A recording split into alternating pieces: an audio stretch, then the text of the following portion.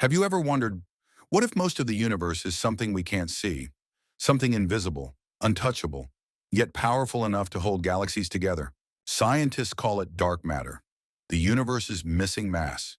It makes up nearly 85% of everything, yet every telescope and experiment so far has come up empty. It doesn't glow, it doesn't reflect, it doesn't play by the rules of light. But what if what we find isn't dark matter at all? What if reality itself is stranger than we ever imagined? In the 1930s, a Swiss astronomer named Fritz Zwicky looked into the vast Coma Cluster, a giant swarm of galaxies millions of light years away, and saw something that didn't make sense. Using early telescopes and applying the laws of motion, Zwicky measured how fast those galaxies were moving. But the numbers didn't add up. The galaxies were moving far too fast to be held together by the visible stars alone. By all logic, the cluster should have flown apart.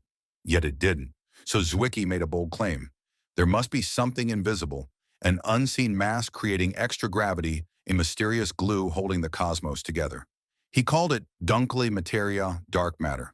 His calculations showed that most of the universe's mass was hidden, unseen, and unknown.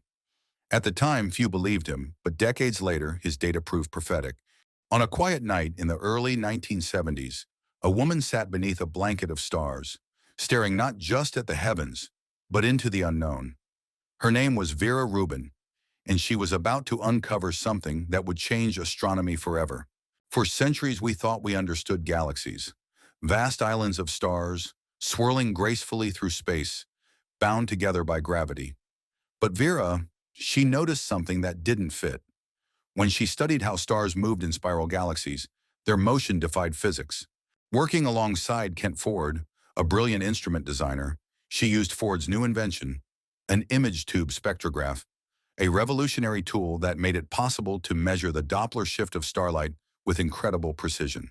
You see, when a star moves toward us, its light shifts slightly bluer, and when it moves away, it shifts redder. This tiny change, called the Doppler shift, reveals how fast the star is moving, like hearing the pitch of a siren change as it speeds past you. Rubin and Ford began measuring the speeds of stars at different distances from the centers of galaxies, creating what's called a rotation curve. If gravity from visible matter were the only force at play, stars farther out should move slower, just like the outer planets in our solar system. But that's not what they saw. Every star, each from the center to the farthest edge, was moving too fast. It was as if some invisible hand was gripping the galaxy, adding extra gravity that shouldn't be there. At first, scientists thought it must be a mistake. But Rubin's data was consistent. Galaxy after galaxy showed the same strange curve. Something unseen was holding them together. Rubin called it the missing mass. Today, we call it dark matter.